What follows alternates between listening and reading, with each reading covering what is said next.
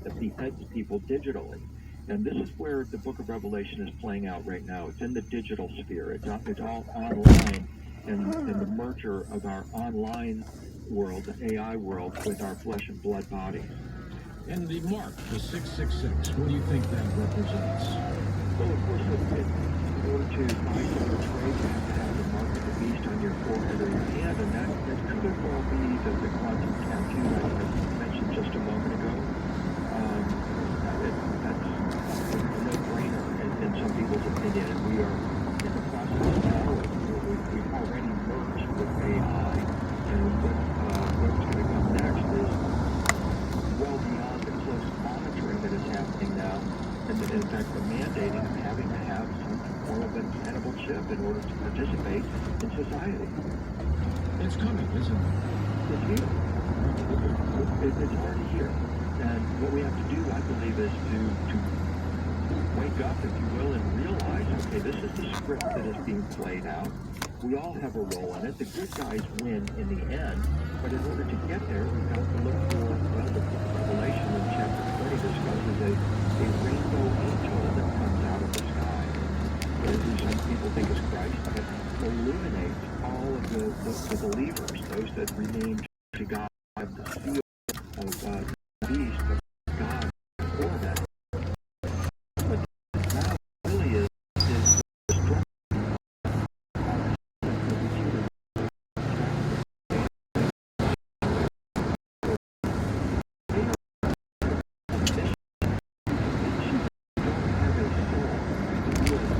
information, you're merely data, this old archaic idea, this metaphysical concept that you're some kind of eternal being created by God is nonsense.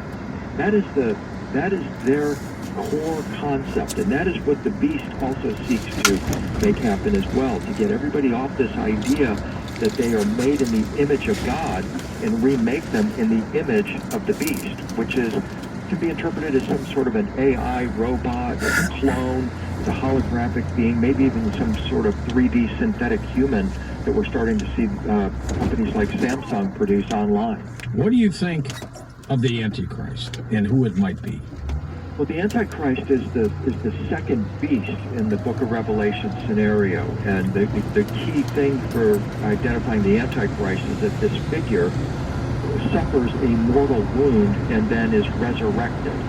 Well, just back in December, Microsoft was given a patent for a resurrection app. They call it the Zombie app, where you can basically digitally resurrect any human being that's ever existed in history, and most particularly in the individual where you have voice recordings, where you have images and so forth. And so I'm thinking the Antichrist could well be a player on our world today, maybe one of the big tech swingers, but more than likely it's going to be what I refer to as a superhuman artificial intelligent entity. It's going to be a being that is made from the digital realm that doesn't exist yet, but is the cells of its body are being produced right now with the attention that everybody gives to to AI systems online. And so what happens is that this Antichrist figure emerges and gets everybody to worship it because it has the power of resurrection. And the way that's going to get people to resurrect themselves is to annihilate their physical flesh and blood body and resurrect themselves in the online or the digital realm, which is rapidly developing right now with virtual reality and augmented reality and so forth. William, do you think end times is a good thing or a bad thing? Well, ultimately, it's a good thing because we have the rainbow angel comes out of the sky. People are suddenly illuminated, or the believers are. And then we have the cube-shaped New Jerusalem suddenly show up, and God comes down and lives among humanity. And we have 1,000 years of peace. So, yeah, it's a very good thing. It ultimately represents the ultimate ideal that we've all been seeking for millennia. But in the meantime, we have to go through this very dark phase where you have these players that seek this total control of humanity, and ultimately what they are seeking, which they don't have, is a soul. They want it all. We're going to talk more about high tech, William, in a second on Coast to Coast AM. Coast Insiders, the new version of the Coast to Coast AM app, is now available for iPhone and now Android 4.0 and above. Listen live or on demand, anywhere, anytime. Go to coasttocoastam.com and download it today.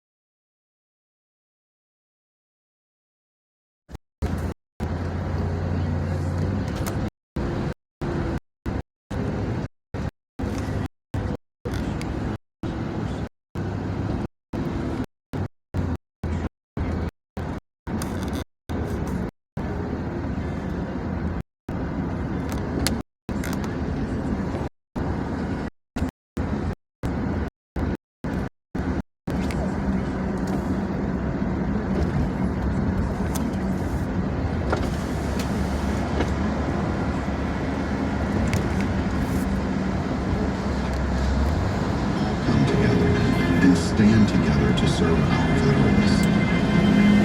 We stand strong, united. Stand with us in caring for our veterans. At the Children's Cancer Research Fund, we believe a world without childhood cancer is possible, but it takes all of us. And whether it's developing a groundbreaking treatment or helping a girl realize her dream, everyone has a role in a child's cancer journey. Just ask researcher Brandon Moriarty about his latest breakthrough, a genetic biomarker treatment. Children's Cancer Research Fund is a great organization. They provide funding to really dig deep into the research and make more progress. We were able to start a clinical trial that's led by Emily Greengard.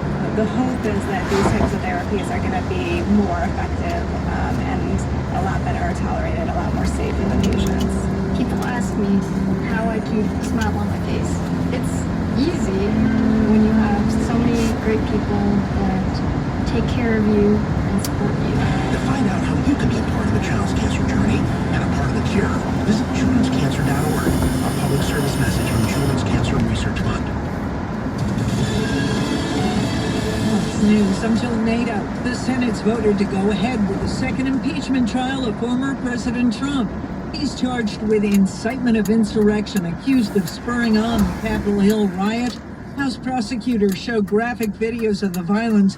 Democratic Congressman Jamie Raskin. If that's not an impeachable offense, then there is no such thing. Two sources tell Fox former President Trump is angry with his defense team.